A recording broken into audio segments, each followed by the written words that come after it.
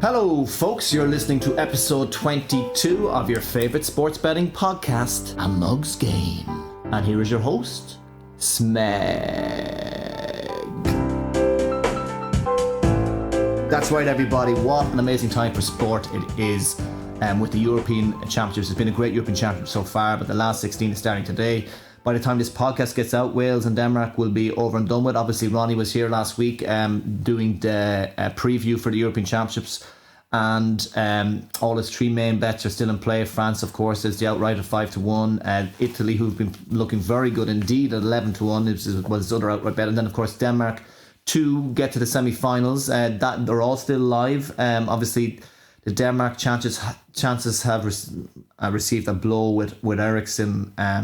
With that obviously freak occurrence happening to Eriksson, very unfortunate. And thankfully he's all right, but look, they're still live, and hopefully they can, they still have every chance. And of course the GAA Championships, we have received some requests regarding the GAA Championships, whether we do a betting podcast on the GAA Championships. Now, for those of you who don't know GAA, it's Gaelic sports, it's Irish sports, Gaelic football and hurling. And for all our listeners who aren't from Ireland, who don't know much about it, make sure you get a streaming service and check them out, because they're two really brilliant, skillful sports. They're amateur sports. When you watch them, you'd just be amazed at the fact that they are amateur sports, because the athleticism and skill level is so high. But what I will say about that is that I do plan to bring on a surprise guest in the next couple of weeks, just to talk GAA in general. It won't be a betting podcast, it'll be more of an opinion piece podcast, but hopefully we'll have some interesting material that you can sink your teeth into, I suppose. I don't know if that is the appropriate phrase, but whatever.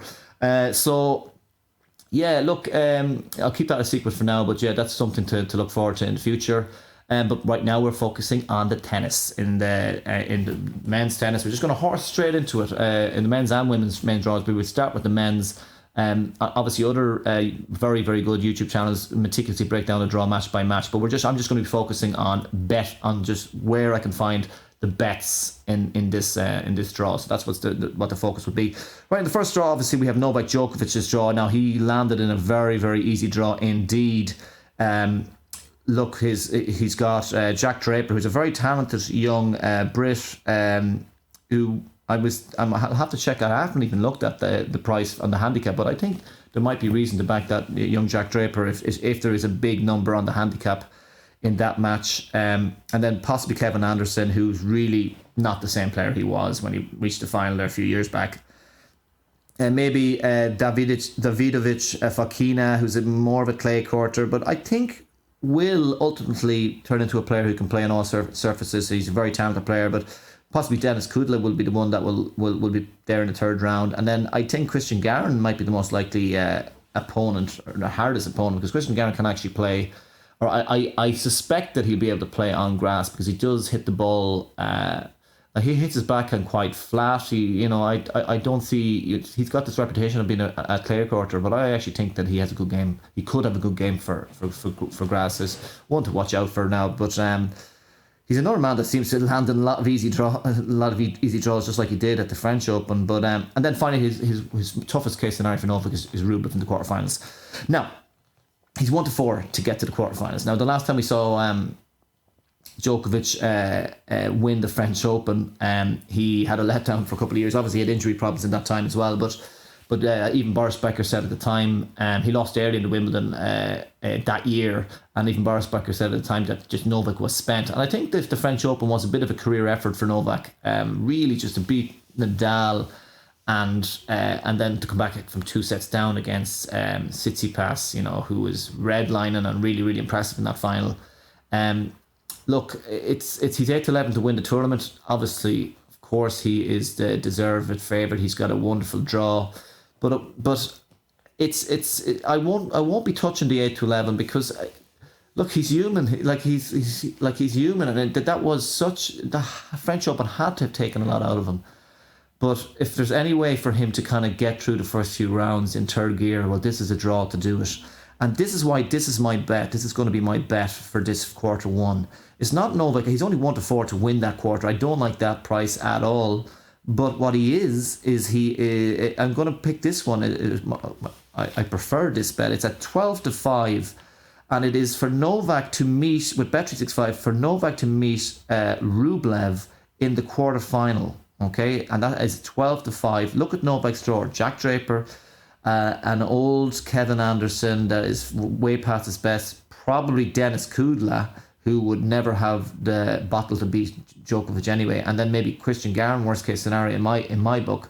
Like he should be able to beat those guys in second or third gear, really. So then if you look at Rublev's draw, which obviously is the tougher part of this bet, you've got Del Bonis, who's a clay courter true and true, hasn't played on the grass since the French Open. He had a great run in the French Open, in fairness to him. He's kind of surprised me. Lloyd Harris is obviously quite a tricky second round match. He's big server, but I would say that the Rublev will have a big backhand to backhand edge on Lloyd Harris there.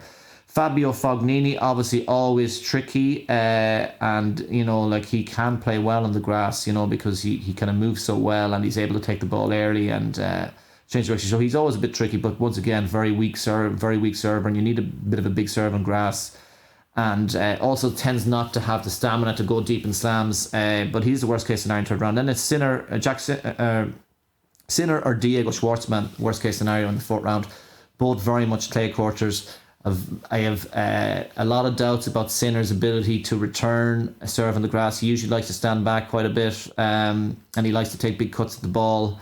I also don't think his movement will be great on the grass. He doesn't have that much experience on it. And then Diego Schwartzman can play pretty good in grass. Took him a few years, but he obviously pushed he pushed Berrettini to 5 sets in 2019 in the third round, and he's quite dangerous. But the thing about him is his serve, he really lacks the. You need to have a big serve to on grass to go far in these tournaments, and he does lack that big serve.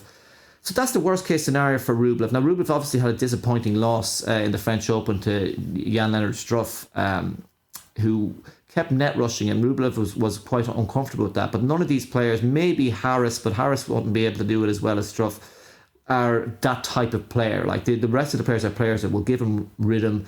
Rublev is basically has a serve advantage. He looks like he's a good game for grass. He got to the final at Halle, lost to Humbert, who was on fire. So he's already bounced back from the French Open tournament, first round loss, and come back strong on the grass. I just think this is a good strong draw, and at a price at 12-5. How is Novak not going to get to that quarterfinal? It's just very, very hard to see. It's possible that it's going to be a letdown at some stage, but as I say, I think he can get there in third gear. And I just think these are good matchups for Rublev. He's the one that has shown the quality on grass. Before the French Open disappointment, he had been to a few quarterfinals. He had been pretty reliable to get to the quarterfinals. So I think he's going to bounce back. And at 12-5, I think 1.5 points is a good is a good stake to put on that particular bet. Going on to quarter two now. Quarter two is Stefanos Tsitsipas, and we got Shapovalov in there, RBA, Deminar. You have, who else have you got? You've got Evans, obviously Andy Murray, Kachanov, Korda, Tiafoe. And so, look, Tsitsipas is around 7-4 to win the quarter, but he has a very difficult first round. One that I haven't decided yet, but Tiafoe is about, I think, 4 or 5-1 to beat Tsitsipas in that first round, and Tiafoe can play some good stuff on the grass. So look, it's one of those things, as he's proven he's had some very good wins in the last few weeks on it. So it's a very difficult first round for him. Now Tsitsipas, nobody had a more grueling clay court season than him. He hasn't played in the grass since, and he hasn't had brilliant results on the grass. Obviously, remember him losing to Fabiano a few years back in, I think it was 5 sets. And of course, now he's a very different player now. But you still have to kind of worry about his returning, especially on his backhand side on such fast on a fast surface like grass. And also, there's a bit of an unknown factor with Tsitsipas at the moment. Shapovalov, RBA obviously was a semi-finalist in 2019, had a brilliant run. He was playing the best tennis of his life that year. Especially, he loves the grass. He kind of likes to, he likes to low bounce. He likes to take the ball early, and he moves well on the grass. But I still feel like there's little signs of decline from RBA recently. Obviously, I saw him against Sam Querrey there this week. Obviously, Sam Querrey served him off the court and so on. So maybe it's not. I wouldn't read that much into it. But he has had some bad losses in slams in the past few years, and I'm not sure he's quite the same player. You've got De Minaur as well is obviously in great form. He's just he's actually in the playing Sonogo in the final right now. If I can just find it.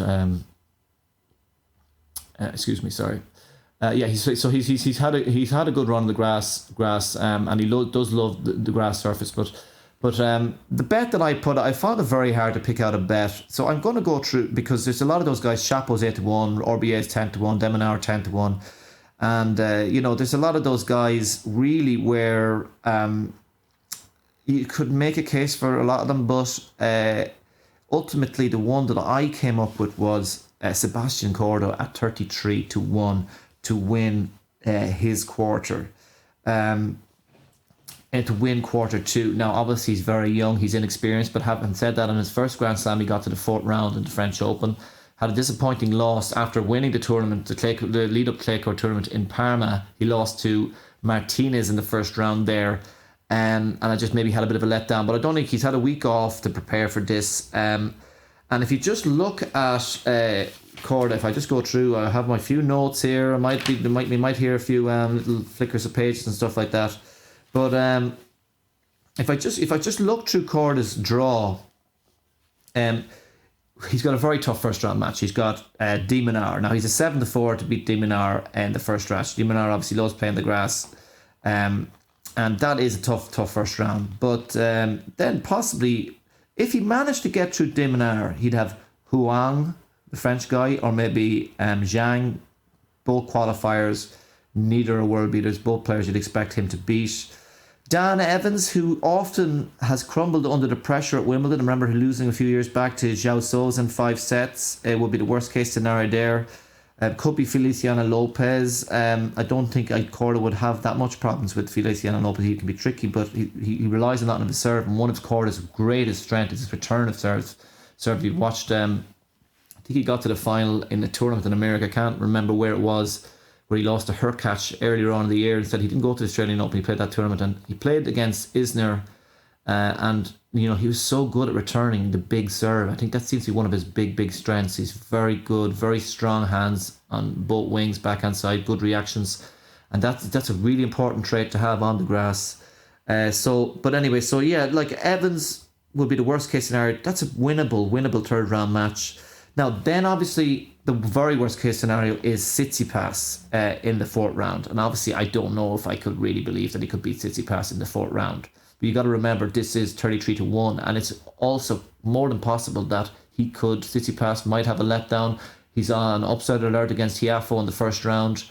And so it's possible that he wouldn't even have to play Tsitsipas. And then the worst case scenario in the quarterfinal would be Shapovalov or Roberto Bautista Agut. Shapovalov, first of all, even if he got that far, he could really crumble under the pressure, and my expectation was he probably would be favoured in the match against Kudla. And then RBA, look, the thing about RBA, he's already beaten RBA this year on the grass only a couple of weeks ago.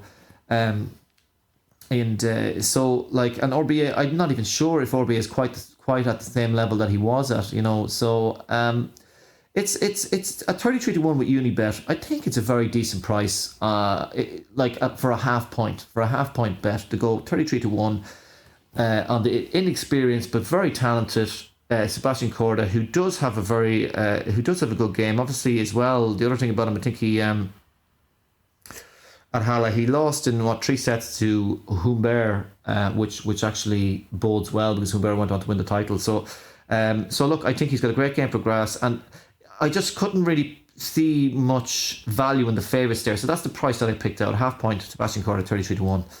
A quarter three, this one is kind of wide open. Now, Berrettini is the favourite at 2-1, and then you can get Zverev at 3-1. Now, I don't hate the Zverev price at all, because if it did happen that it was a Berrettini-Zverev quarter-final, I kind of do fancy Zverev in that situation. He's just a better returner overall, and it's kind of be a serve-dominated match you'd expect. But just because Zverev is the better returner, I think that he would more, and it has would win the backhand exchanges, that he would be more dangerous in that matchup. But having said that, I'm not convinced that it's one for the you should be backing the favourites too. Now there are other dangerous players in there. Obviously, Kyrgios, we don't know what sort of shape he's in. It's very hard to predict how he's going to be. I haven't seen him play tennis in Australian Open. There is Hugo Humbert, who's off the back of his win. Very impressive in the final, of course, against Rublev, where he won in straight sets. You have Felix Auger-Aliassime, who is basically playing very well, but we know that he has let himself down in the big slams in recent years. Had a really poor loss. I think it was to Andre Seppi in the French Open. I think he lost to Humbert a few years back at Wimbledon the last time they played. He still can't seem to win a final. So it's this sort of thing. But he is in good form. But he's only about 8-1. Now with Betfred, Hugo Humbert is 16-1 with Betfred. Now I'm going to pick out a few outside chances here. So first one is Hugo Humbert. I'm looking at his draw. He's in brilliant form. One Halle, and of course he plays Kyrgios in the first round. Who they had an epic battle in the Australian Open. Kyrgios he actually blew a lead, 2-1 lead with a break, I think, in that match. But Kyrgios played out of his skin. And he plays Kyrgios in the first round. But look, it's just so hard to know what sort of shape Kyrgios is in. Really, we have nothing to go by. Humbert is the form player. Of course, Kyrgios has the talent to beat him, but it's sort of have to fancy, I think, Humbert there. And then a very winnable, probably second round match against Magger, who is the Italian guy, clay court guy, no experience in grass. He's the worst case scenario. And then Felix Aliassime, he's already beaten him this year. He beat him the last time they played in Wimbledon. He seems to have an edge over Felix. And then, of course, it could be Zverev and then Berrettini. And I just don't, I really think he's live in those matches. You know, like he's a great spot server. He moves very well. He hits the ball flat, takes the ball early. Like just has all the attributes we talked about for grass court tennis. I think he's mentally strong. And I actually think that he has every chance to go quite far in Wimbledon this year. And at 16-1 with Betfred, I think he's worth half a point to get through that quarter. Also with Unibet, Nishikori. Now I don't have Unibet, so I won't be able to put on this bets at all. So I was just looking at the odds checker to find where the best prices are. If you look at Nishikori, now Nishikori, of course, was reached the quarterfinal the last time he played Wimbledon. I'm just looking here. So first of all, I'm going to do two bets there. Now Nishikori to reach the fourth round is with Bet365, and that's 5-2. And I think he just has a very winnable. I think he's, first of all, he did quite well. They got to the fourth round of the French Open. Won a great classic. Of course, he came out on top in a 5-set battle against Karen Khachanov.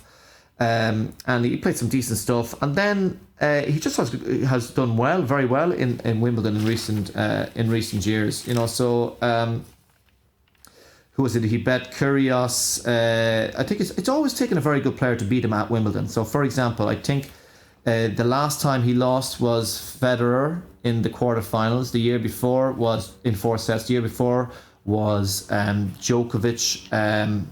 In 4 sets, and then he lost to Roberto Batista Gut, which is in I think 4 sets as well, which is no disgrace when you consider RBA is a grass court beast, or what at least has been a grass court beast over the years. So it's usually a very, very good player that it takes to beat him.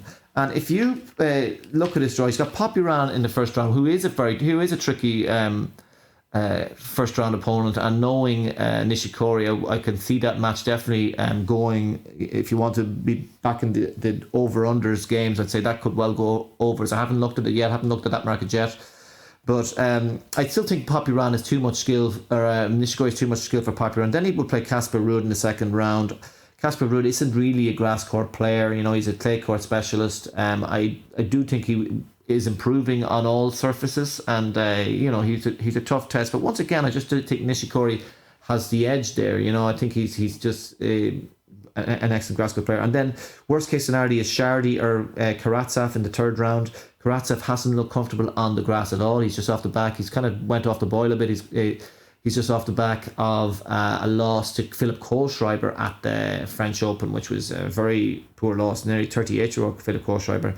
And Shardy is not the player he was either. So I just think those are matches at 5-2 for Nishikori to get through to the fourth round, to reach the fourth round. I think it's a very, very tempting price indeed. And I'm just going to go 1 point on Nishikori at 5-2 to reach the third round, or the fourth round, considering the players that he has to beat there. Now, we also have to take into account he's 25-1 to win the quarter. And when you take it, when you factor in the fact that it's always taken a very good player. Now, maybe Nishikori is not quite the player he was in 2019 when he played. Of course, he's not the player he was in 2019. But there have been signs that he's finding close to his best tennis, or that he's finding good tennis, a good level of tennis. Obviously, at the French Open, we saw it.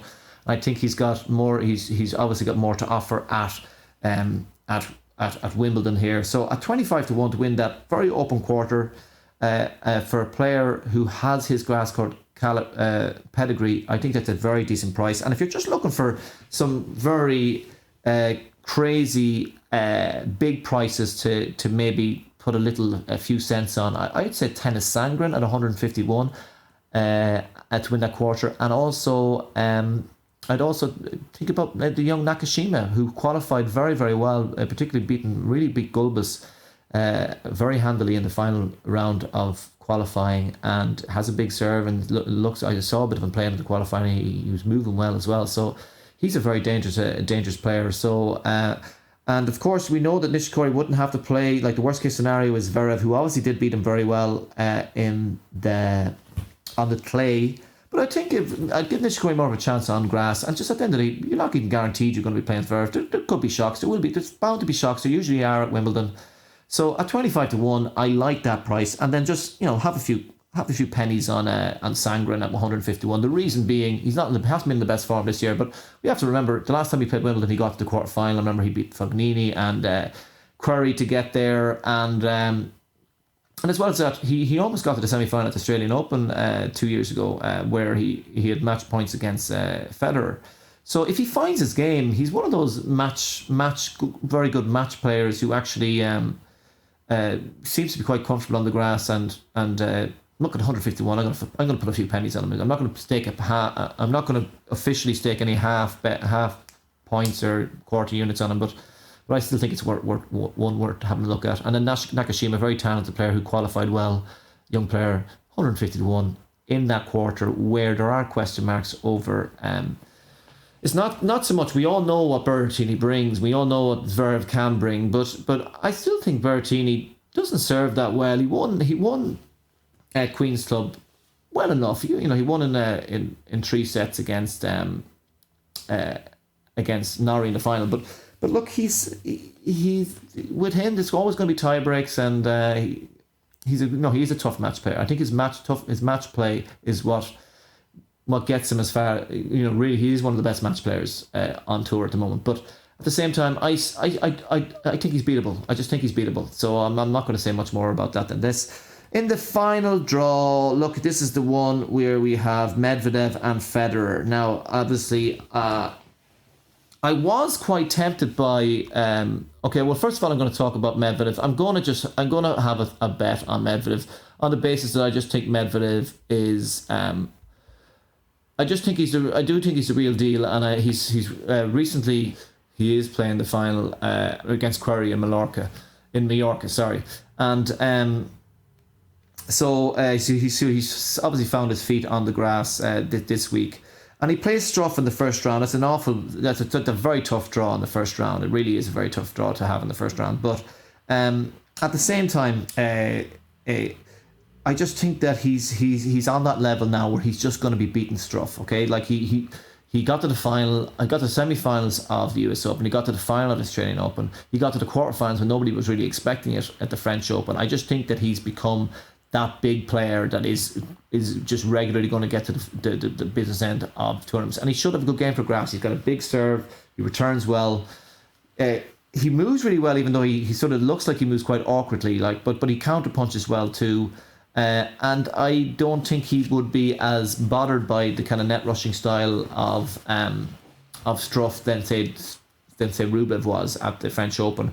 And I just think, even though, like, if anything, Struff is probably the value in the match betting, I'm going to take a chance on Medvedev to win that match, and I'm going to talk about his run to the quarterfinal. He's evens with Bet365 to get to the quarterfinals. Now, the next match, the worst case scenario is maybe Tommy Paul, who's doesn't really have much pedigree on the grass, and is someone I fully expect Medvedev to win. Then he plays Cilic, who's obviously off the back of a title and on the grass and has found a bit of form these days. I still don't think Cilic is the player that he was, and I just believe that Medvedev would beat Cilic. I just think that he would beat Cilic. I think he's performing at a higher level than Cilic, and over the best of 5 sets, I just think he'll have the better mental strength, and he'll wear Cilic down in the extended rallies. And then worst case scenario is Hurkacz, who's kind of gone off the boil. Like, had a very poor loss in the French Open. I know he's a clay hater anyway, but he lost poorly against Van de Zandschulp in the first round. But he hasn't even performed that well on the grass. I think the last time what he did do well is he won a set off Djokovic at Wimbledon, and he has, obviously he has won 2 titles this year, and a Masters in Miami, which was impressive. But he seems to have gone off the boil a little by then. But it doesn't really matter to me. All of that doesn't really matter, because I just think Medvedev is too good. He's just a level above all these guys. And I think he'll be motivated. He's obviously playing in good form. And at 2 points, he's 7-4 to win the quarter. And he might be playing Roger in the quarter. He might be playing Roger in the quarterfinal. And I just said, you know what? I'm not even going to take a chance on him against Roger. I just think the better bet is just back him at evens to get to the quarterfinals. 2 points on Daniil Medvedev to get to the quarterfinals. Now, I'm also, I have to say, quite tempted by Federer at 4-6 to reach the 4th round, because ordinarily he's playing against, look, the last time we played Wimbledon, got to the final, he played incredible stuff. Now, the thing about it is, with Federer, if you look at the French Open, he got to the 4th round of the French Open. I think he bet Istomin. Can't quite remember who he bet in the second round, but he did beat Kupfer in a very tough match before he took a break. He won a set off, he had a poor loss against Felix, even though he won the first set, FAA, in Halle. But at the same time, you have to take into consideration that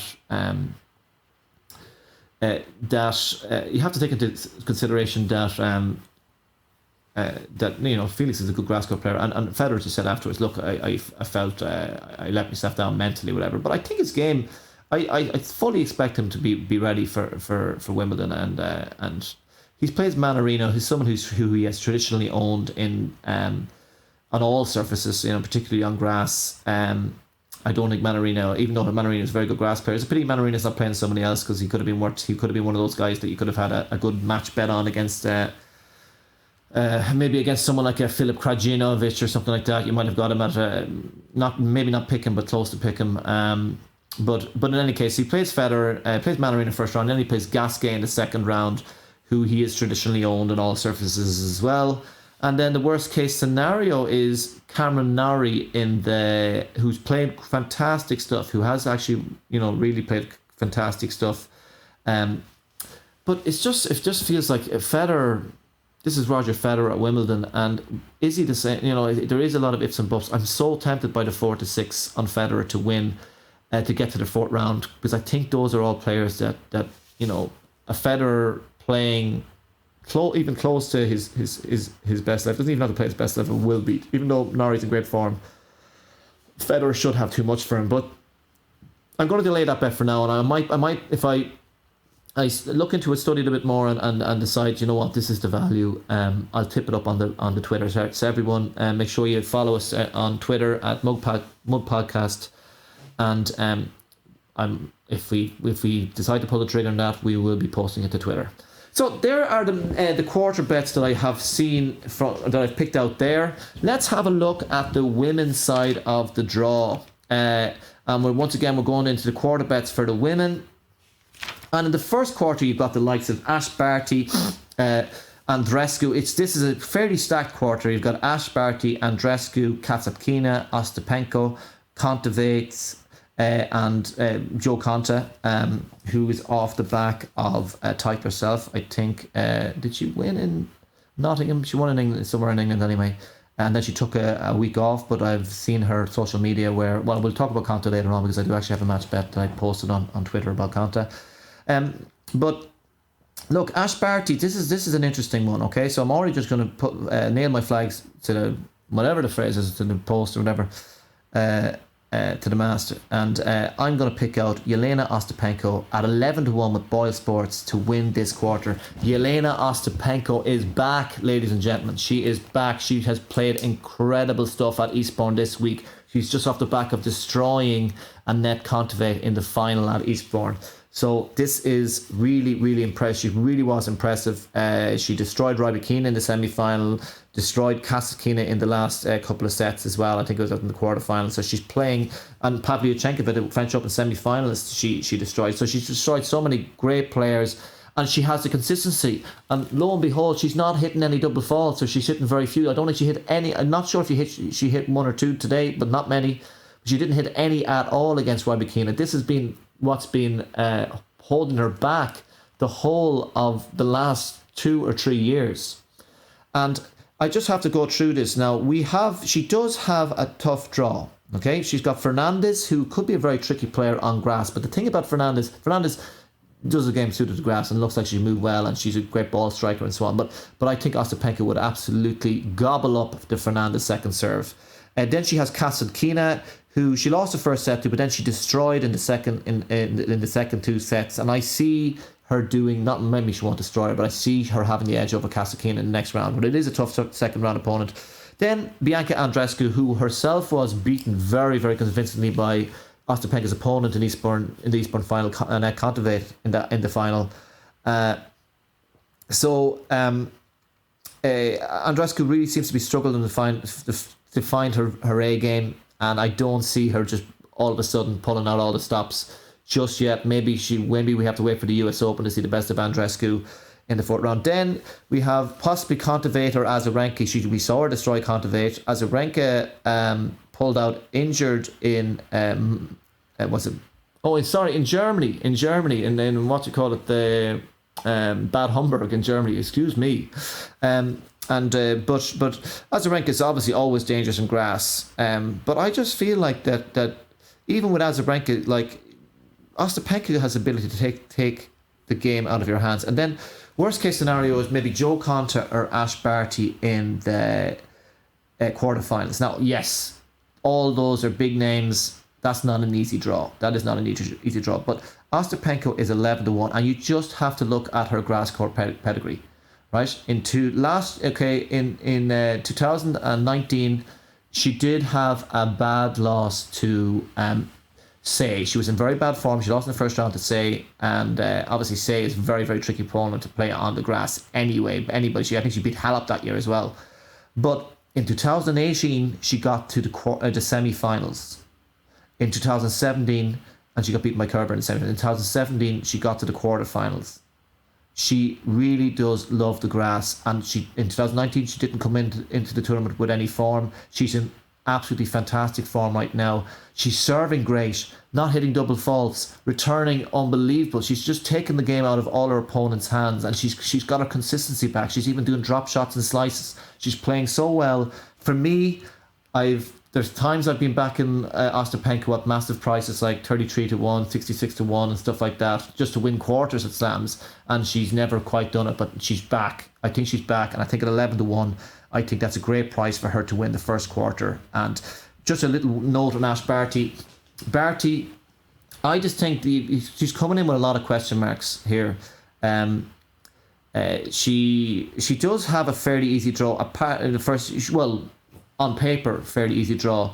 Up until the 3rd round, where she would play Jo Konta, who Jo Konta looks to be back in good form as well. That's not the easiest match. But the thing about Barty is there's two things about Barty really. First of all, Barty traditionally has loved the grass court season and has always played a lot of grass court tennis before before she goes into Wimbledon. And she hasn't done that because of the injury. She still obviously is not match fit. Well, it's certainly concerning. She's 9-4 to win that quarters. It's certainly concerning because she's not the fact that she hasn't played grass court tennis, because it usually is her favourite surface to play on. And she's always played she's always played both weeks, I think, of the grass court season before the Wimbledon main draw. And the other thing about Barty is I still have question marks over her temperament. She's had some very bad losses. The last time she went into Wimbledon as a favourite after the French Open, and she lost in the fourth round against Alison Risk, who was in great form at the time, but it was sort of a poor loss. She lost to Muchkova at the Australian Open, and that really was a meltdown. So I think under the pressure, she really does. She is very, very fragile. So and she's had other bad losses as well in slams. So we won't go down the list of the losses here, but. I even though she probably would be a better matchup for Ostapenko than some of the other players I listed. First of all, we don't know what her injury situation is, and there's no guarantee that she's going to get there. But secondly, the further she goes into a Grand Slam, I think the more nervous she gets. So Ostapenko to me is absolutely the standout pick there, even though she's a much smaller price than what you'd normally got her, but this is a very different player that we've had, what we've seen for the last few months, even few years, even. Like, this is the best I've seen her play in years. So yeah, 11-1, 1 point, and Ostapenko to win quarter one. Quarter two. Let's have a look at quarter two. This one, honestly, this one is a stack. This is probably the most stacked quarter. It's just so hard to know. Look, with Serena, before this tournament, I was really kind of high on Serena. I think Serena has been very, very. She's looked really good. She's looked sharper at the Australian Open this year. She looked sharper than I'd seen her even in the years prior, where she was even making You just have to look at her record, right? She's been in the last two Wimbledon finals, and had two very disappointing matches against Halep and Kerber. She kind of choked those finals. Let's be honest. But obviously, playing against opponents that were playing tennis of their lives, basically, as well, it has to be said too. But she played quite well in the French, getting to the fourth round of the French, and lost to an informed Rybakina. She needs to find her A game regarding the serving, of course, that's for sure. But I was very high on Serena because, first of all, I still think if anything she gets undervalued because of her age. But you got to look. She got to the semi-final of the Australian Open, and she destroyed Halep, who was playing great stuff in the quarterfinals.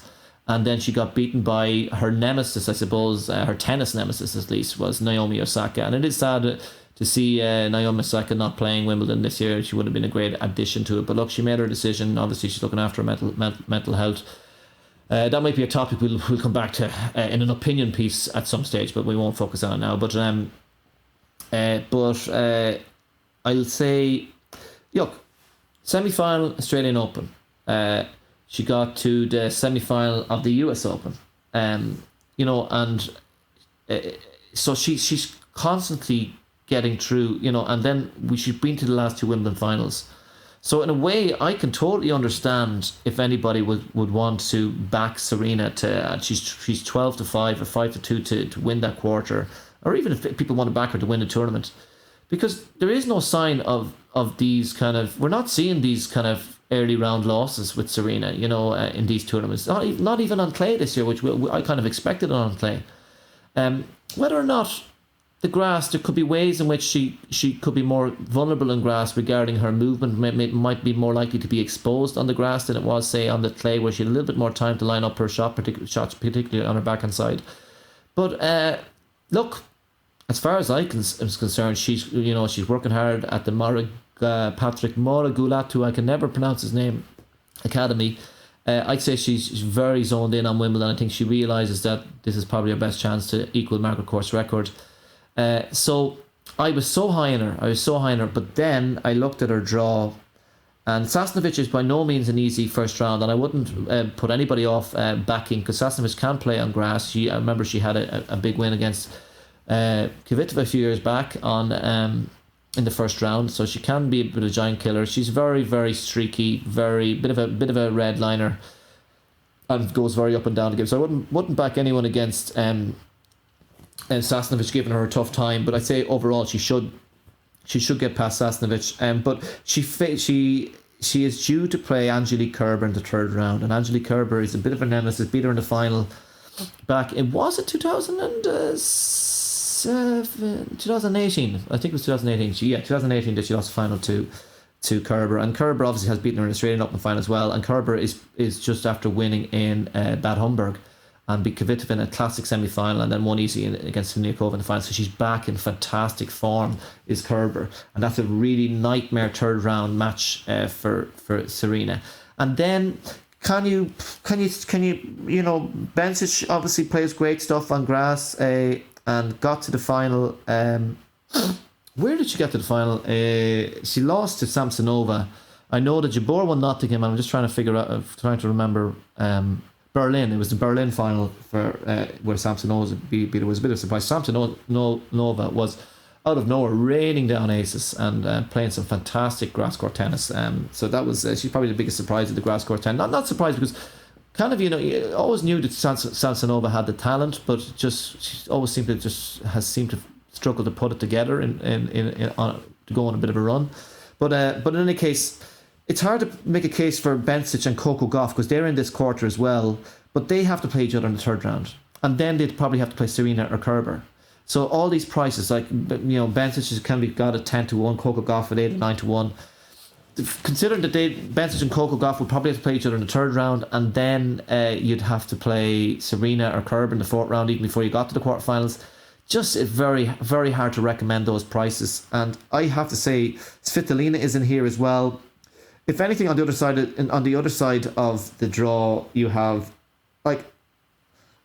if Pavlyuchenkova is capable, has been the quarterfinal of the grass before, and she's off the back of the French Open final. I think I saw her at 16-1, and she's on the other side of that quarter. There might be value in that. Maybe Muchkova's at 10s, because she has a great game for grass. She can play slice. She hits the ball flat. She likes to take the ball early. She can serve well. She can volley. She does have a good grass court game, but at the same time, seems like she's been struggling to kind of go on any sort of decent run in recent months. She's had injury problems and stuff. So, on the other half of that quarter, Muchkova and Svitolina, we can't, even though she got to the semi-finals the last time, she did benefit from an easy enough draw.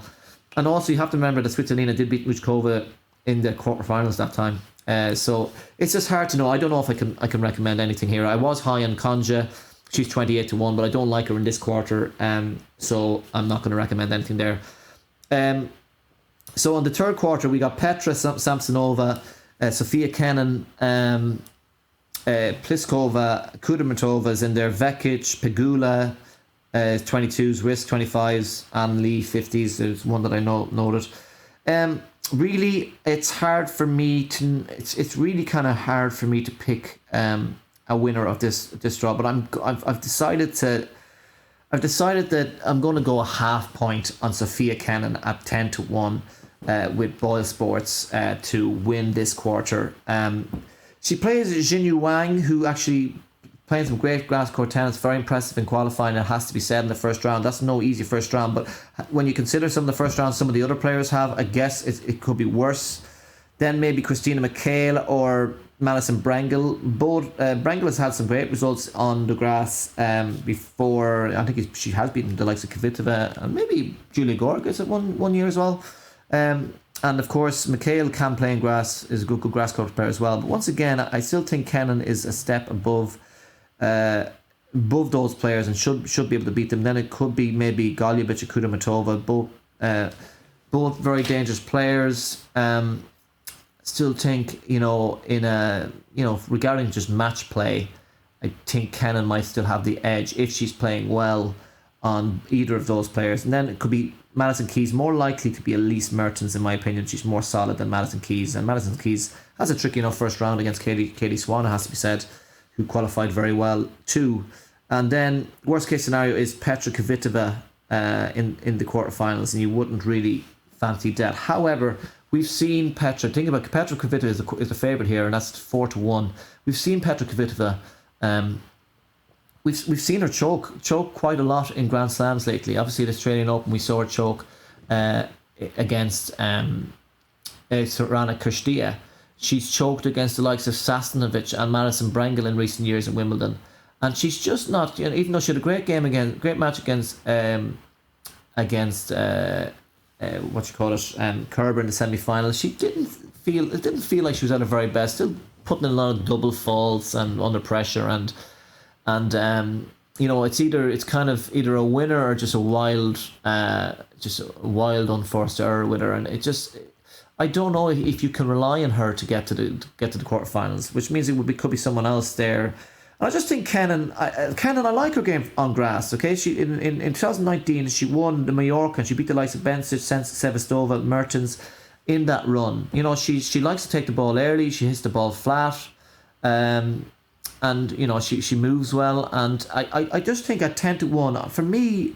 Sometimes I think Kenin gets disrespected a little bit by the bookies and as a Grand Slam champion. And I just think that Kenin is to me a 10-1 is the price that I like the best. I think that if she goes on a run, if she sinks her teeth into the tournament, I just fancy her in most of those matchups. And if she played Petra in the quarterfinal, I'd even give her a chance there. Although I definitely would worry about her serve, particularly her second serve against Petra. But so Kenin a half point at 10-1 to win quarter 3. And I'm not going to talk too long about quarter 4 because Sabalenka is the favourite at 3-1. Can you trust Sabalenka? She recently just lost in Bad Humbug, or no, Eastbourne I think it was, to Camilla Giorgi. She had a loss. It probably doesn't look so bad now that Pavlyuchenkova got to the quarter final, or got to the final at the French Open. She lost in 3 sets at the French Open. She just keeps on flattering to deceive and not producing her best in the Slam. So it's very hard to back her now. I was curious about her. There's an 8-11 price on her to reach the fourth round, where her likely matchups are Nikuleska, Katie Boulter, and Alexandrova. And I was tempted by it, but I'm not going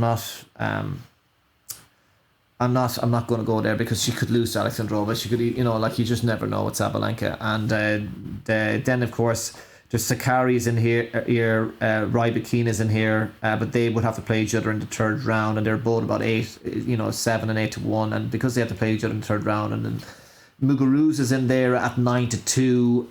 The thing about Muguruza is we don't know what sort of form she is. You never know which Muguruza is going to turn up, and it's just very hard to back her, especially at skinny odds at 9-2, when she's in such bad form. And then of course Swiatek, disappointing loss by her against Sakari at the French Open in the quarterfinals, when we all kind of expected her to go on and win it once she got to that stage of the tournament. But it's just one of those ones where, look, she almost got beaten by Heather Watson, and then she lost poorly against, I can't remember now who she lost, but in the next round she lost poorly to look, I don't actually remember, but there's still question marks over her in the grass, and she's got a very tough first round as well against Shea. That's how I pronounce it. We all know who we're talking about. HSIEH, the quarterfinals at the Australian Open. So look, I'm not going to tip up any bets there in that quarter, but it's interesting to see who comes through. Sabalenka at 8-11 to reach the fourth round did appeal to me. I might go for that's with Petra 6-5, but we'll have to leave it at that. Going to move straight on to the match bets now, guys. I'm getting tired. I'm not going to lie to you, I'm getting tired, but we're just going to try and bull through and keep them going for you. My first match bet, and I did tip this up, I put it up because I thought the price would change. He was at evens, I got him at evens, but was Steve Johnson to beat Denis Novak in the first round. Now it was evens, but I think you can still get it at 4-5. But I staked 3 points on this at evens. So it's one of those ones where, look, Johnson has had a terrible year up until the French Open. Really, really was struggling for form up until the French Open. Then he had 2 fantastic wins in the French Open in 5 sets against Francis Tiafoe, his American countryman, and the clay court specialist Thiago Monteiro. And well, I don't know if I call Montero a takeover specialist. He sometimes people lazily label him like that, but I suppose he does play a lot of his tennis on clay. Yeah. So on both beat them both in 5 sets, and then he got a bit tired. Karina Busta in the third round there, but that's really does bode well. We know Steve Johnson can play really great stuff on tennis, and the fact that he won those matches at the French Open will give him a lot of confidence. He's got 2 grass court titles, one in Newport in 2018 and one in Nottingham in 2016. And look, he's always done well at Wimbledon. Like the third round in 2019, and he beat Alex de Minaur. That was a very, very good scalp on the grass. The third round in 2017, fourth round 2016. I remember he beat Dimitrov that year. When Dimitrov was going very well. So look, this guy can really play well. Now, in fairness, Novak probably also has some good results on grass, and maybe plays his best tennis on grass. I think he's not the most powerful player, but he moves well and he absorbs pace well. And I think the reason he struggles on clay is because he struggles to generate his own pace and to hit winners on clay, but that's not as much of a problem on grass.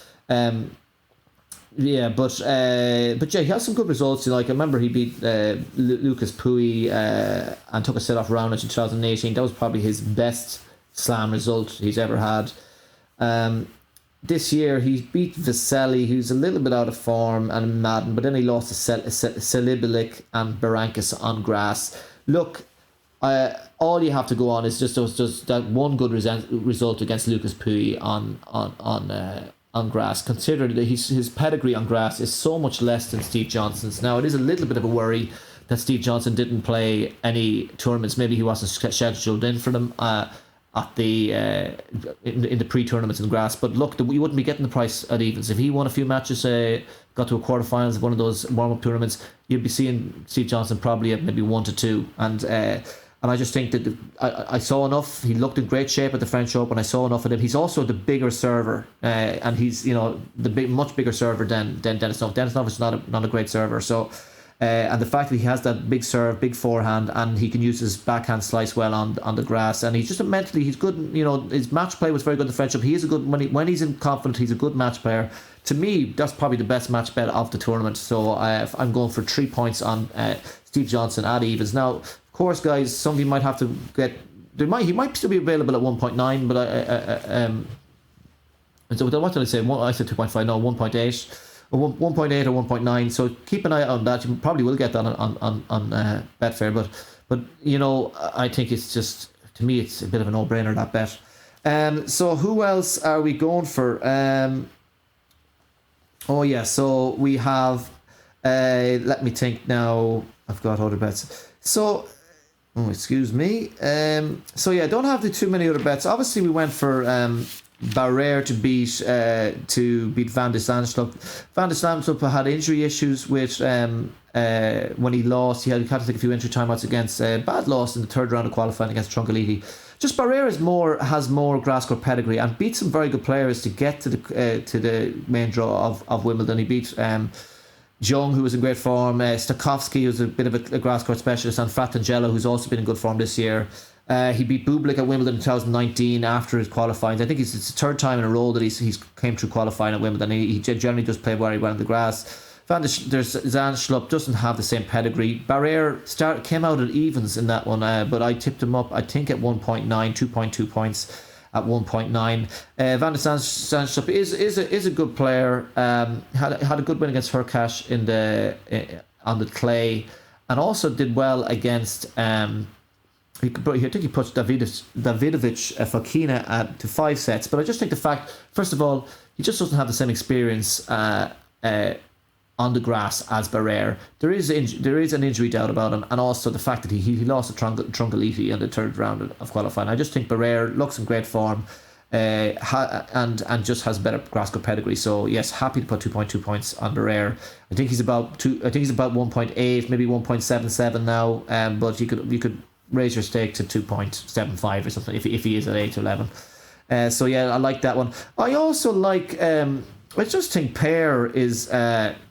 Well, I'll get back to the pair one. The pair price shortly. I won't go straight into it because I want to talk, of course, about our parlay. And our parlay is is it four players in the parlay? Okay, I know we've only lost one parlay since these tournaments have started. We've only lost one of our big parlays, but it's a 3-point big parlay, and it's on Bencic to beat Juvan, and I think Juvan might have taken a set off Serena a few years back, and is probably the toughest opponent out of that. But Bencic is just playing too good on grass, and I just can't see Juvan be good enough to beat Bencic on grass at the moment. Obviously, Bencic got to the final in Berlin and lost in 3 sets, but the fact that she got to the final shows that she's playing well on grass, and I just don't think Juvan has the weapons to beat her, and just Bencic simply has more firepower. And then of course Sakari is in there. Badosa to beat Balsova. Badosa pushed Svitolina to 3 tight sets in I think it was at Eastbourne this week, and so 3 tight sets in Eastbourne, and I'm just basically she's off the back of a quarterfinal run of the French Open, but I don't see any reason why she can't play on grass. She can serve well, she moves well, she can hit winners off both wings. Her backhand is a bit weaker, if I'm being honest, than her forehand. Her forehand's a great shot. But Balsova is just a terrible form with no grass court pedigree whatsoever. I think she's only ever won one match on grass, one main draw or one tour level match on grass, and she's in terrible form. Balsova should win that one. Of course, also in this Kerber, I have Kerber against Stojanovic, and Kerber is 1-4 in this. She's the shortest price, or the longest price, I should be saying.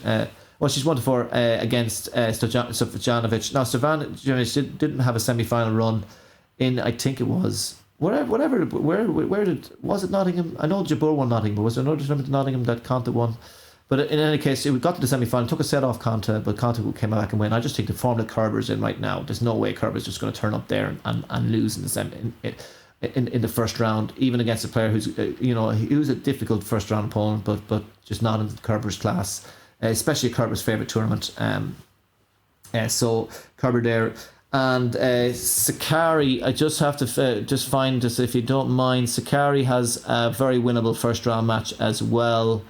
Against Arantxa Rus. Yeah, Sakari as well is going to beat Arantxa Rus. Arantxa Rus, look, has been in very, very poor form this year. Sakari's off the back of a semi-final. We know she can play in grass as well. She got to the 4th round last year, the last time round.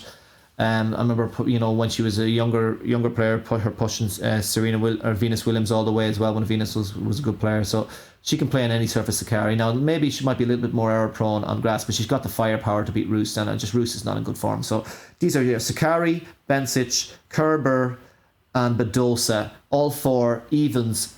I know it's 4 players now. You shouldn't really be doing but I don't recommend doing this often. But 4 players that I just think are bankers to win, are extremely likely to win their matches at evens. 3-point bet on that parlay. So there you go regarding that.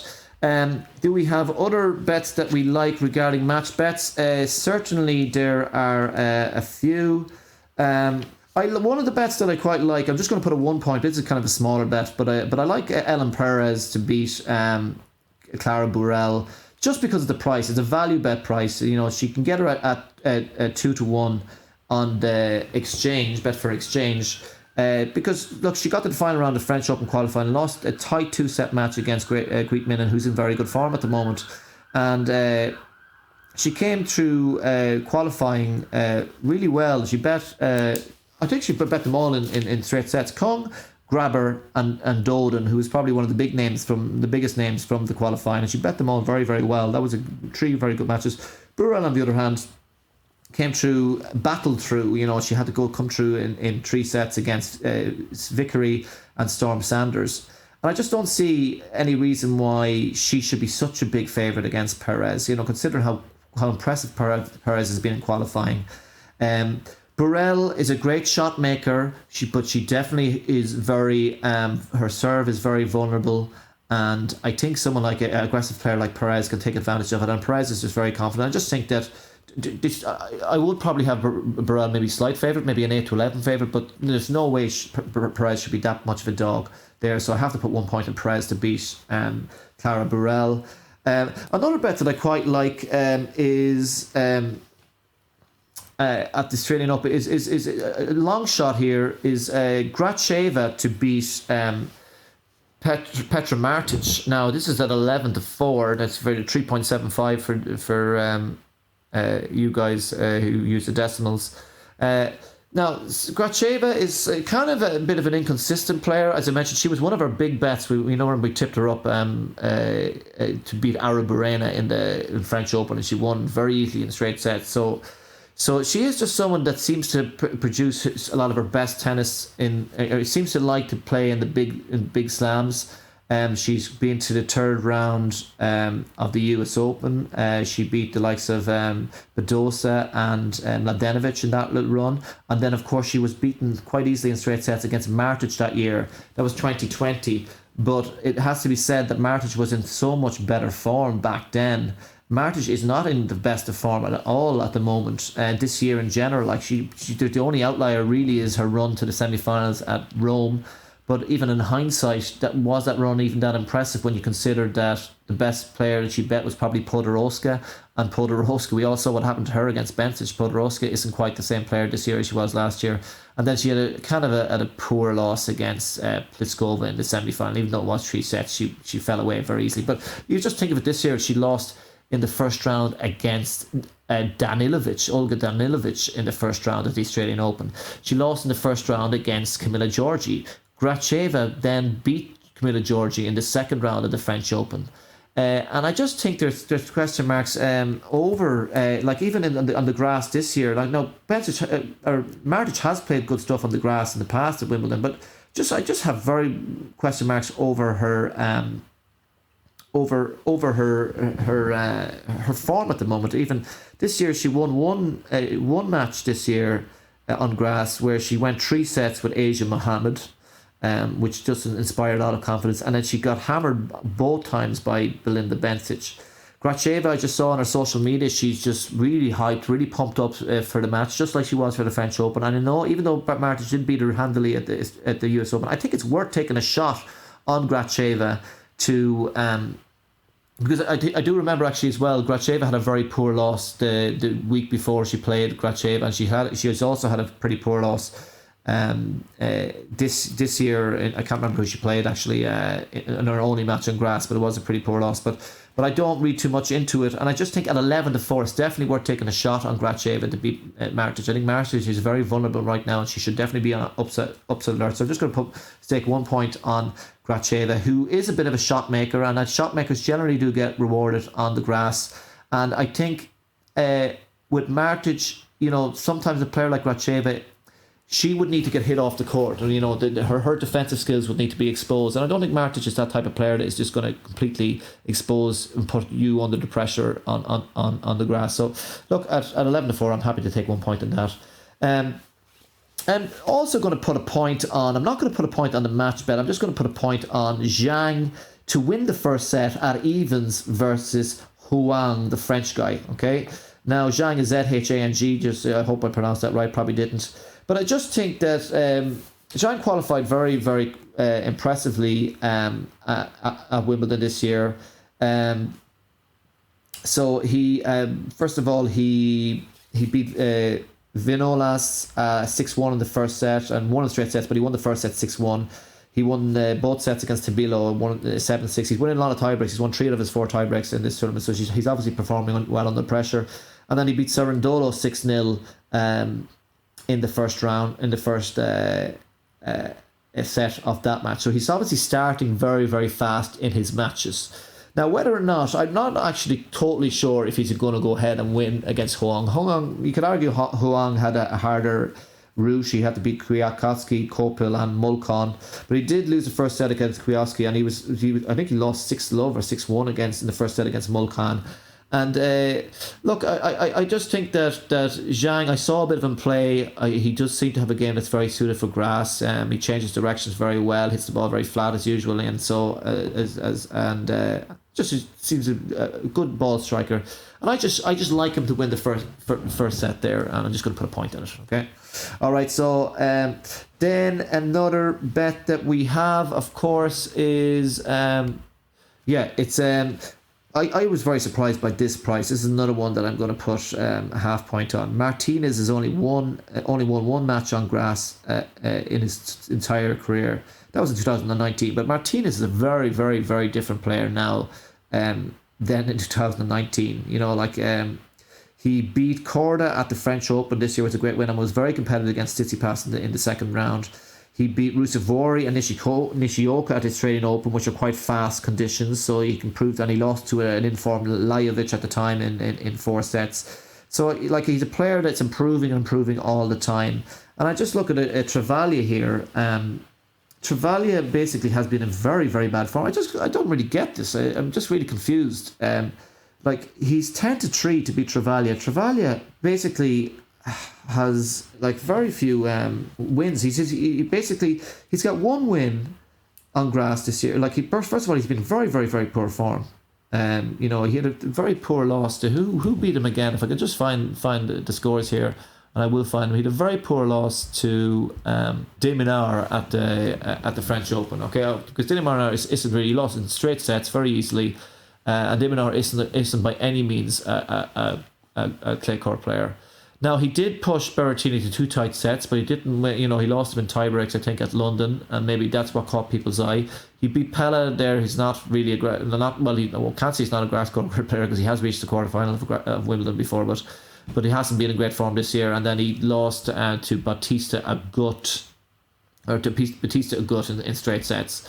So and apart from that, if you just look at his results, he's had one win in the last 1, 2, 3, 4, 5, 6, 7 matches.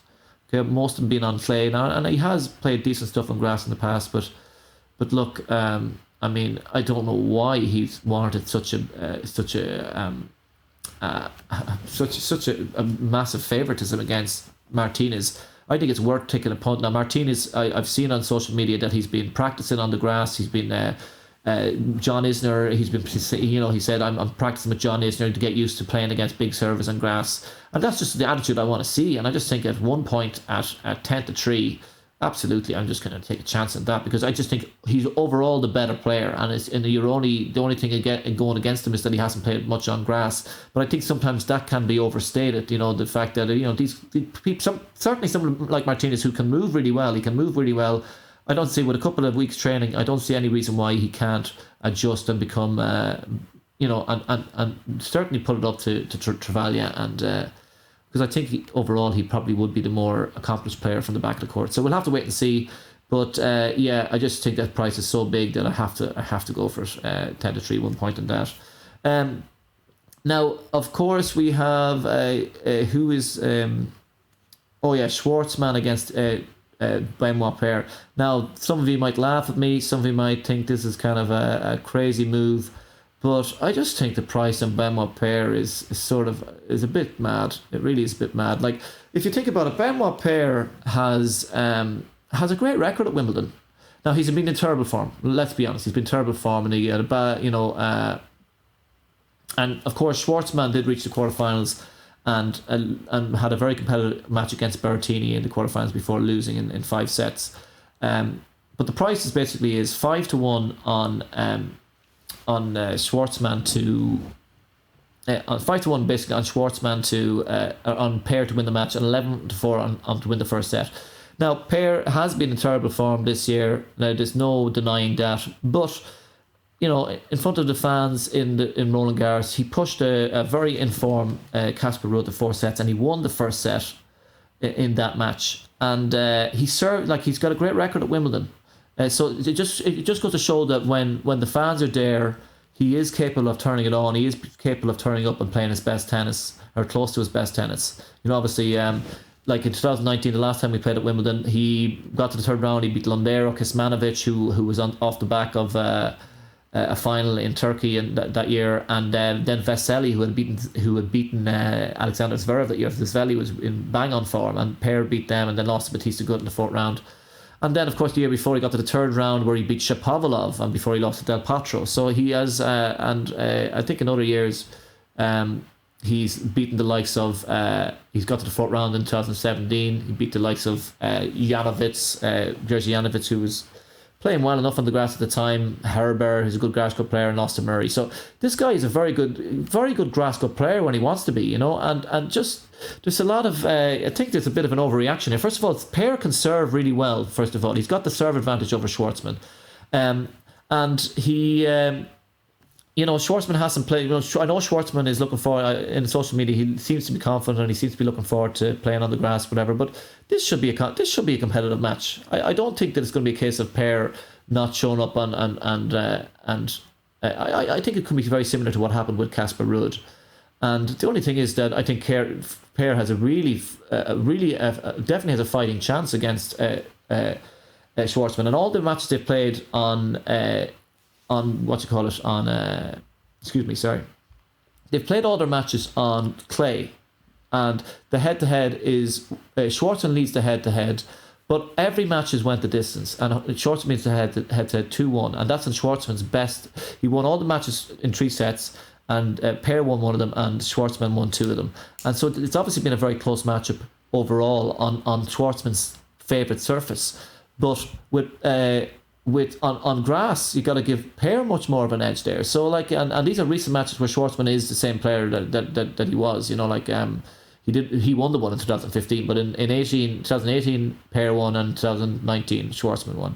So look, it's too big a price. It's just too big a price to turn down. I'm going to have to put a half point on Paire to win the match at 5-1, and a half point, and I think you can get him at 3-1 on him to win the first set. So there for on Paire. So look, it is Paire. You'd never be backing him as a favourite because you know he can be a bit of a head case. But when he's the underdog against a big favourite in a Grand Slam in front of fans, this guy can turn it on. He can still turn it on. We saw it in the French Open, as I said. I'm not going to repeat myself anymore about that. I'm looking at Malcolm McDonald against Karen Khachanov, and I have to say that if Khachanov keeps shortening, I kind of quite fancy Khachanov because I know a lot of people are backing McDonald. That's where the market seems to be going. McDonald went the distance in all his matches in the qualifying against Kopajans, who's a clay courter, against Marchenko as well, you know, and Cressy. He came back from 2 sets down to win that one. But Khachanov basically does tend to bring his best stuff to the Grand Slams, you know, and it usually takes a very good player to beat him. I think it was in 2019. It took I think he was at the third or fourth round, and he bet Lopez on the way, and he lost to Roberto Batista Gut, who was in the clay grass court tennis form of his life. He lost to Djokovic in 2018, Nadal in 2017. He's beaten the likes of Baghdadis, Ferrer, Tiafoe, very good players on grass, and you know he does generally very rarely lose in the first round of Slam. He generally does take a decent player to beat him at a Slam. Now McDonald, I was hoping to back that McDonald in some way, shape or form, but when I saw that he was this much of an underdog, that it was so close to picking between the two, I'm really beginning to lean towards Khachanov here.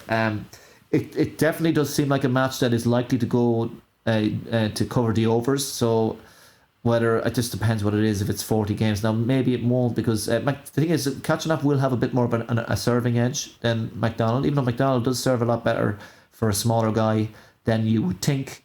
But I'm tempted. I'm not going to go there yet, but I am definitely tempted by Khachanov. If the market keeps piling in on a McDonald, I might end up having to back Khachanov on that one. So let me see, who else am I forgetting here? Is there other bets here that I am forgetting about? I have to say I am surprised that Sloane Stephens is 4-1 to beat Petra Kvitova. As I said to you before already, Petra Kvitova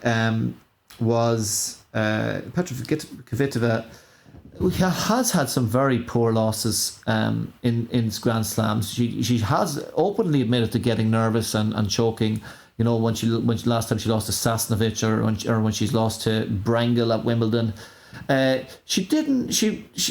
was a high quality match against Kerber in the semi-final at Bad Homburg. But at the same time, it is worth saying that she still was erratic self at times, and yeah, so that's something to take into account. And Stevens has a head, in any match that's finished, she retired in one match, but she has got the head. She leads the head-to-head 2-1. Stevens did have some, did show some good form at the French Open. She beat Karolina Pliskova and Muchkova at the French, and then I suppose she got hammered by Krejcikova, but that doesn't seem such a bad score now, considering Krejcikova went on to win it in the fourth round. But and yeah, the last time she was at Wimbledon, she got to the third round. She lost in 3 sets to Konta. No shame in that. She can play well on the grass. She has been to the quarterfinals of Wimbledon in the past, where she lost to Marion Bartoli, I think. So she can play on all surfaces, really. I would say that the grass isn't her best surface, but she does like to play against power hitters like Kvitova, when you consider that she's 2-1 in the head-to-head, and also, like, a la Madison Keys as well. She's always done well against big hitters like Madison Keys, think for head-to-head there. And at 4-1, it just seems very big. It just seems very big, considering that, sure, I would say if Petra comes in and brings her absolute A game, yes, you'd expect Petra to win. But Stevens, I think she'll enjoy actually being the underdog in this match. That probably will end up having a show court on to some extent. And the nerves can hit Petra. Petra can, and I just think 4-1 is too big, and I think it's worth taking a shot on Stevens. I'm not going to go on outright. I don't fancy Stevens to win this tournament by any, even though she's over 200-1, I think by any stretch of the imagination. But for a shock, I think it's too big a price, so I'm going to go half point on Stevens in that match. We're running out of bets, and I know the thing is going on. I quite like, there's a little bet that I quite like, a curious one with Sky Bet, where it's Lin Zhu to win the first set, either 6-love, 6-1, 6-2 against Bartel. I'm not even going to put a half point or anything, but it's just something to flag up against Bartel. Bartel can be very, very erratic at the best of times, and Lin Zhu actually does have a good game for grass, and she often sometimes can get off to a flying start. I think a lot of the times with Lin Zhu, her biggest problem is that she really struggles to serve out matches, to close matches out, but she can get off to a flying start, and that price is at about 11-2, and we see 6-1, 6-2s all the time, especially some people have a slow start. Bartel is erratic. I just think it's worth taking a pop at that price as well. Let me see, are we nearly done? I'm just trying to go look through some of these rest of the bets. Think we are nearly done, and I'm happy to say that. Now it's looking like it's going to be an hour and a half or whatever, but yep. Hold on. Oh yeah, I did mention Joanna Konta to beat. This was one that I flagged up on the Twitter. I was 8-11. I think the price is, it might, well, considering that Siniakova went on to the final in Bad Homburg, she got quite well beaten today by Kerber. But I just think Konta, she has that, she's back on form on the grass. She's seems very confident in social media. She did beat Siniakova in straight sets the last time they played in Wimbledon, and I just think that bigger server, and the fact that she just has more of a grass court pedigree, and I think it shouldn't have been Pickham. It shouldn't have been good, considering that, first of all, Konta's back in form. I know Siniakova's been in good form. She did very well at the French Open, but Konta is back in form. She and on the grass, where she traditionally has done very well at Wimbledon, and she has beaten Siniakova at Wimbledon the last time they played at Wimbledon in straight sets. And I just think she shouldn't have been. I think the price should have been more like maybe 8-15, 1-2. That's how I felt about it, all things considered. So yeah, we did put on 2.75 points on herself there. Kukushkin looks, it seems like a pretty big price against Bublik, who over 5 sets can be a bit flaky at the best of times, and we know Kukushkin has had very good results at Wimbledon in the past. So that's one I'm considering. I'm not tipping it up just yet. Other bets that are, let me see, I quite like, I think Alcaraz can have a good game for grass, and I'm tempted by him. I haven't done anything yet. The Ate Rinderknecht match, very hard to know for me. I think Ate might be a bit undervalued there, but I still think I do rate Rinderknecht as well, if that's how you pronounce it. O'Connell, I actually backed O'Connell. I'm beginning to regret it now, because the Monfils lost to Purcell at this week in 3 sets. It doesn't look such a bad result now, considering Purcell got to the final. Who else is there?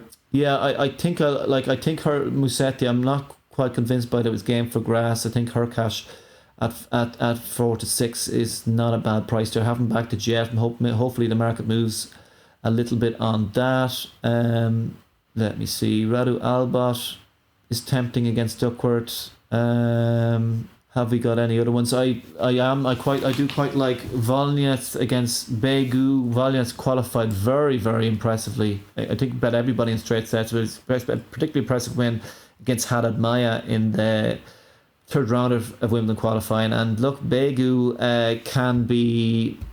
just hasn't been great this year. Look, she wasn't good enough to take out Serena at Wimbledon when Serena was at the French, when she was a bit vulnerable. But I suppose, no, you have to give Serena credit. Serena did play well enough. But yeah, I'm just tempted by Volnyets. I'll think about that one for a little while. Is there anybody else here? Not really, no. I think they're all my bets. I did quite like Vesnina -2.5 games on grass against Trevisan. Haven't put it on just yet. Muchkova's in for a toughie. She should be an upset against like Xiao Zhang. Xiao Zhang has played some good. We got to the final and lost to Conta there a few weeks ago on the grass.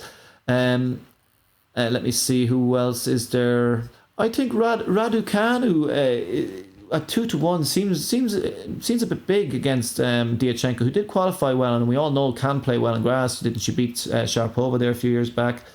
But that's one I would consider. Diaz also seems a big price against Sevastova, but Sevastova, of course, is in good form at the moment. Madison Keys, I think Katie Swan can definitely get that match to the overs. Oh yes, I do quite like Say to beat Swiatek. Say, as we know, the last time she bet Ostapenko and she bet Halep in 2018. She got to the quarterfinal, beating the likes of this. That's the last time at Wimbledon. Or was it 2019? I think it was. And then, of course, in 2018, in the Australian Open, she got to the quarterfinal, beating the likes of Vondrousova and Andreescu there. So like she knows she can play big. It's just not a very nice matchup at all for Swiatek, and she's a big price at 4 or 5 to 1. A lot of pressure on Swiatek. So yeah, look, it's just that's one I think I will be putting a half point on. Say to beat Swiatek at such a big underdog price, because we know how tricky she is with all her slicing and dicing and keeping the ball low. And I don't think Swiatek really appreciates having to having low balls, keep returning to her feet. So look, they're my bets for the tournament. We hopefully now that what I do plan to do is the next time we have a podcast is maybe just have a more of an opinion piece podcast where just I might take questions from subscribers to our YouTube channel. The YouTube channel is a Mugs Game Podcast. Please subscribe, leave a comment. If you've got any tips you want to talk about, absolutely delighted to hear them. Or if you disagree with any of our tips, I'm delighted to hear your feedback about that. Twitter, obviously, a Mug Podcast. Make sure you retweet and you can join the conversation with us, of course, there. And look, that's how it is at the moment. Share with your WhatsApp groups. And the next time we'll have the GAA podcast at some stage. Hopefully Ronnie will be back to talk about the football at some stage too. And best of luck with all your wagers at Wimbledon. Really looking forward to this tournament, and best of luck everybody, and we'll leave it at that because we're done.